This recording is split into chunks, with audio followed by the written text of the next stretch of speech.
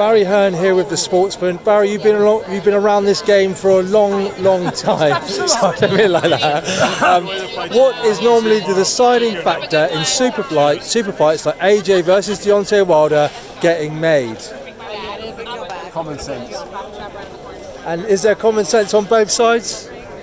In what area are we talking about? So in terms of AJ versus Deontay Wilder getting made, there's no sense, no common sense. There can't be any common sense. You've got an unavoidable problem of three different broadcasters having the three biggest talents. I'm leaving out Dylan, but although I think he's in the top three anyway, but I think he's got an easier career path. ESPN pumping in loads of money. Can't afford to. They want to be a player in the heavyweight division at the moment. That may change. So they've signed Tyson. They've given Tyson a great contract, I understand, and they've let him have a couple of easy fights first. Would you turn it down? No, I wouldn't turn down two easy fights. What, instead of going in with AJ? You always think that can come later. So that's then done. Deontay Wilder, he's got a belt. He's a world champion. He's a concussive puncher. He's a great fighter. He's in Showtime. Showtime don't want to lose their one representative in the golden era of heavyweights. Is it almost like giving you the keys to the kingdom if they make that fight and he loses? Well, I mean, AJ's going to beat all of them, technically and physically, in my view. If I'm wrong, I'll put my hand up and say I'm wrong, but I can't see. I think Deontay Wilder's a very straightforward fight for AJ, technically. I think Tyson Fury's a frustrating fight, but he can't punch, so it's not a dangerous fight.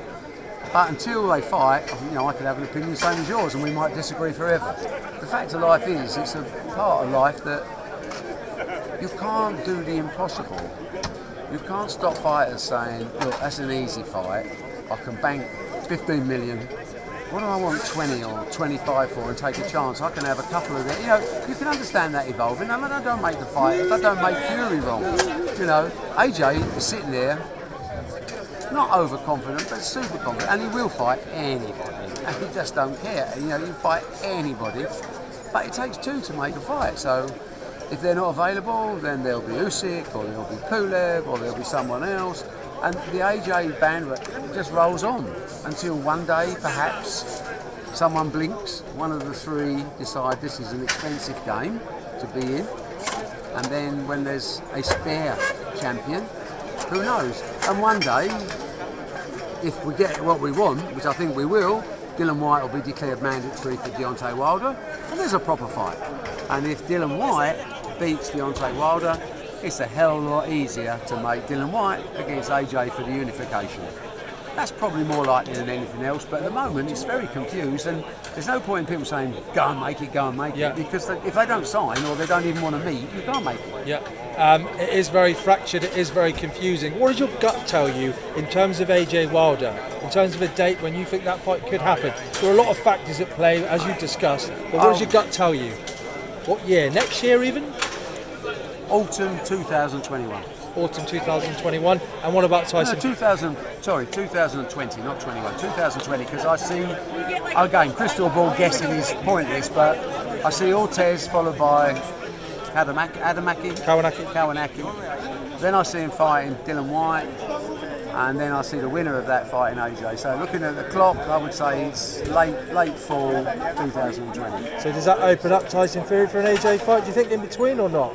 Love to, but AJ's got ESPN going to tell him, unless the broadcasters themselves do a deal. They have much more power than I have. Because AJ can fight on ESPN and his own, right? Whereas Tyson Fury can only fight on ESPN. Well, but at the moment, who knows what's going to happen contractually, but at the moment AJ is the only free agent, but he likes it with his own people. He understands that he's building a brand with them. Don't forget they're in Japan and Germany and Italy and Spain and Canada and Brazil.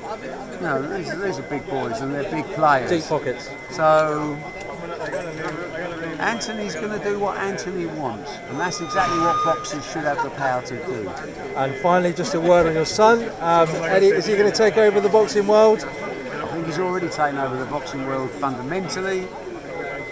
He will go as long as he's happy doing work. Well, like any father would want with any son, whilst he's happy, he has my backing, and he's a far better promoter than I ever was. And no one else is even, and I'm not being a dad now, there isn't a promoter in the world that's even remotely close to what this young man is achieving. So let him enjoy his life. It's, you know, I mean, I don't see as much of him as I used to, which saddens me, but as long as he's enjoying it, it's inspiring to watch a sport change because of one person doing it with integrity and honesty. Makes such a lovely, refreshing change in the sport of boxing. Just very, very finally, when he was 16, you took him to a boxing gym, you had a fight with him, yeah? What happened in that fight? He dropped me twice in the second round, the little bastard. I was just worried he was a public school kid, and as you probably tell by my accent, I wasn't. And I was just thought if I may have built up this, you know, rich kid, and I wanted to find out. To be honest with you, he hit me with 2 good body shots, so it's no disgrace, you know. And I hit him with a couple of proper shots, and he didn't fall over, so I knew I had trouble. I wasn't very good, don't worry. He's a big lump as well, isn't he? He was a big lump then, and I left the gym happier than he did. Barry Hearn, thank you for speaking to Sportsman. Always a pleasure.